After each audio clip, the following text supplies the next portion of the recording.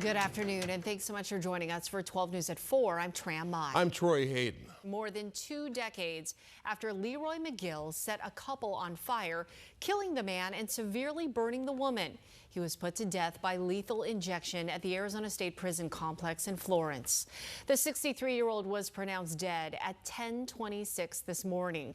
It was the first of 3 executions planned this week around the U.S. The murder happened at a duplex in Phoenix on July 13th, 2002, and the victims, Charles Perez and his girlfriend, Nova Banta, accused McGill of stealing a shotgun.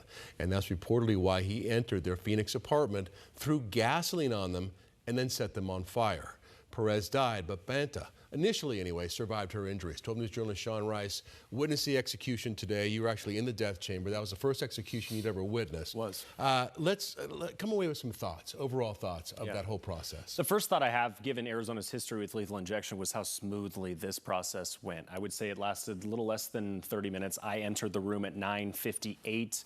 We immediately get seated on stadium-style benches, black benches. The Arizona Attorney General Chris Mays was there. Maricopa County Attorney Rachel Mitchell in attendance as well.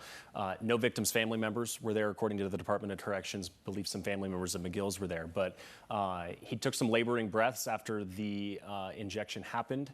But overall, it appeared completely painless to me. Obviously, I'm not him to be able to tell that, but given our state's history, the headline here should be how smoothly it went, I believe. You know, obviously we've covered so many executions, right? This was your first time being in the death chamber. What exactly struck out to you the most, just being in there and seeing it firsthand?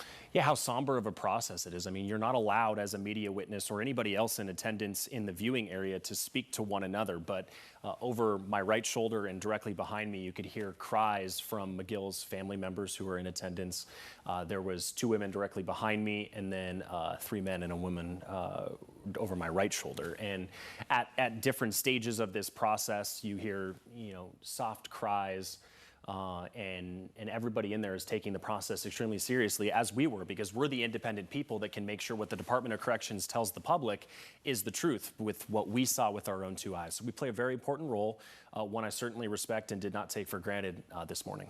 You know, there's still a lot of mystery to this process, don't you think? They show you a lot more than they used to. They show you actually inserting the catheter and the different, IV tubes and things that will go in. But a lot of the people are wearing masks. They're involved in this. You don't know who's behind basically the curtain or behind the wall who are injecting these drugs. Was that interesting to you, or? It was. You see McGill enter initially when the curtains are still completely covered in the panel of glass in front of us in the viewing area. He's dressed in all white, and then 4 who we know are Department of Corrections workers in some capacity, medical professionals I suspect, are completely dressed head to toe in white, almost hazmat suits is the best way I can describe it. And the only thing you can see is their eyes. You can't tell who they are. And I think that is by design, given the process that they're carrying out. But yes, very, very much, an anonymous process for them. And again, I think that's completely by design because of how serious of a process this is. You're putting this man to death. He knew on today's date at 10 a.m. he would be strapped to that table and he would lose his life. So it's a very serious process. And wasn't a priest there too? There was, yeah. So as I understand it, each death row inmate has the option to bring a religious priest in, and this looked to be a Catholic priest of some kind. He stood right over him as he was already strapped with all the IVs already connected to him. He said a version of the Lord's Prayer. It was hard to tell because the speakers aren't great in there, what exactly the prayer he said over him was, but I know the Lord's Prayer myself, and it sounded like a version of that. And then after he read that aloud, and he also offered remission for all of his sins, is something he said as well. Leroy McGill said, quote, amen. And then just a minute later is when they started pushing those syringes in to inject him with this lethal dose. And I've witnessed several executions. I've never seen a clergyman in there, so that was unusual. And I also thought what McGill said was unusual.